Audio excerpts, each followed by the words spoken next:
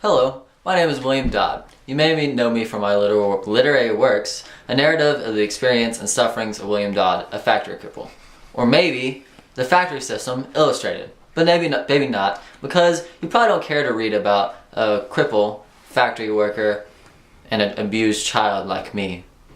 Actually, I don't know how many people would, because I'm crippled.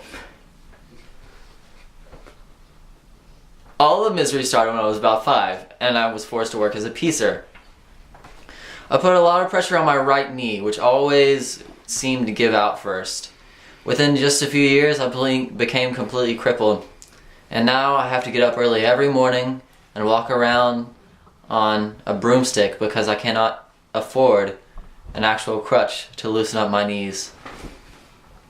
After I became crippled, I was about 15 at the time, I found a job as an overlooker at William Wilson's textile mill in Kendal, England. I was working at the textile mill while I went to school in the evenings to learn how to read and write. Once I learned how to do that, my employer asked me to do a clerical work for him in the factory. Unfortunately, the condition of my knees worsened until I could no longer work for him. I formed my own school where I taught reading, writing, and arithmetic. And then, because of my rotten luck, I lost the right to rent the rooms where I held my school within only a couple of months. Speaking of rotten luck, my luck with finding a wife has been particularly rotten because of my crippledness. I've gotten rejected more times than I can count, which is one thing that I can actually do. I once asked a woman to marry me, and all she did was look at my knees. So then I decided I would live and die a bachelor.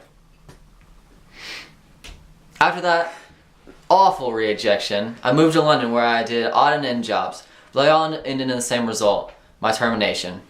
Eventually the pain in my joints became intolerable, especially in my right wrist, which was about 12 inches round. The doctor said that they had to amputate my arm, so they did. They also said that the bone inside was like a honeycomb because all the marrow had gone out of it. After my arm was amputated, I decided to write a book about my experiences as a child worker. After I finished the book, I sent it to Lord Ashley for publishing, and he agreed he named it A Narrative of the Experiences and Sufferings of William Dodd, a Factory Cripple, in a collection of works called The Factory System, Illustrated. Lord Ashley then employed me to collect information about the treatment of children in textile mills. After I was employed by Lord Ashley, my books came under a great deal of controversy by the House of Commons because apparently they weren't reliable. After Lord Ashley caught wind of this, I was unemployed once again. So I did what every man did who could not find a job. I moved to America.